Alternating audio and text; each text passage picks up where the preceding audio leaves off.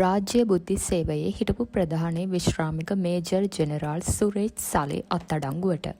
පාස්කු ඉරිදා ත්‍රස්ත ප්‍රහාරය සම්බන්ධයෙන් සිදු කරන ලබන විමර්ශනවලට අදාළව රාජ්‍ය බුද්ධි සේවයේ හිටපු ප්‍රධානී මෙන්ම හිටපු යුද හමුදා බුද්ධි අධ්‍යක්ෂකවරයාද වන විශ්‍රාමික මේජර් ජෙනරාල් තුවාන් සුරේජ් සලේ මහතා අපරාධ පරීක්ෂණ දෙපාර්තමේන්තුව විසින් අත්අඩංගුවට ගෙන තිබේ. මෙම අත්අඩංගුවට ගැනීමට ප්‍රධාන වශයෙන් පදනම් වී ඇත්තේ බ්‍රිතාන්‍යයේ චැනල් 4 රූපවාහිනී නාලිකාව විසින් පාස්කු ප්‍රහාරය සම්බන්ධයෙන් විකාශය කරන ලද ආන්දෝලනාත්මක වාර්තා වැඩසටහනකින් හෙළිදරව් කළ කරුණු මුල් කර ගනිමින් ආරම්භ කළ අපරාධ විමර්ශනයකි.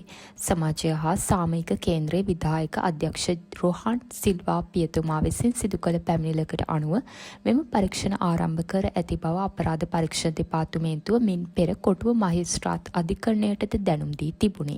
එම රූපවාහිනී වැඩසටහනේදී අසාත් මෞලානා නැමැත්තා විසින් සිදු කර ඇති ප්‍රකාශ සහ චෝදනා සම්බන්ධයෙන් ස්වාධීන පරීක්ෂණයක් පවත්වන ලෙස රොහාන් සිල්වා පියතුමා සිය පැමිණිල්ල මගින් මහජන ආරක්ෂක අමාත්‍යාංශයෙන් ඉල්ලා තිබුණි.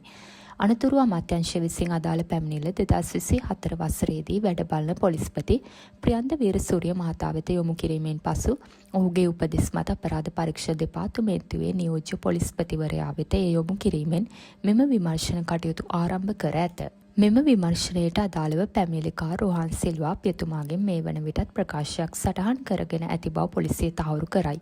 ඊට අමතරව චැනල් 4 වැඩසටහනට කරුණු දැක්වූ අසාත් මෞලානා මීට පෙර පෞද්ගලික ලේකම්වරයා ලෙස කටයුතු කළ හිටපු රාජ්‍ය අමාත්‍ය සිවනස්තුරේ චන්ද්‍රකාන්තන් හෙවත් පිල්ලයාල් මහතාටද ප්‍රකාශයක් ලබා දීම සඳහා අපරාධ පරීක්ෂණ දෙපාර්තමේන්තුව හමුවේ පෙනී සිටින ලෙස දැනුම් දී ඇති බව එම දෙපාර්තමේන්තුව ආරංචි මාර්ග වැඩි දුරටත් සඳහන් කරයි.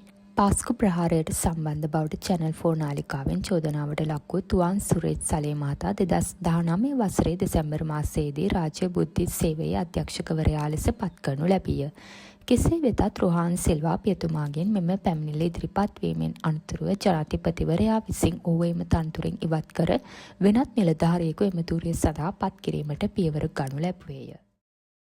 තවත් මෙවැනි උණුසුම් පුවත් දැන ගැනීම සඳහා අප චැනලය සමග රැඳී සිටින්න.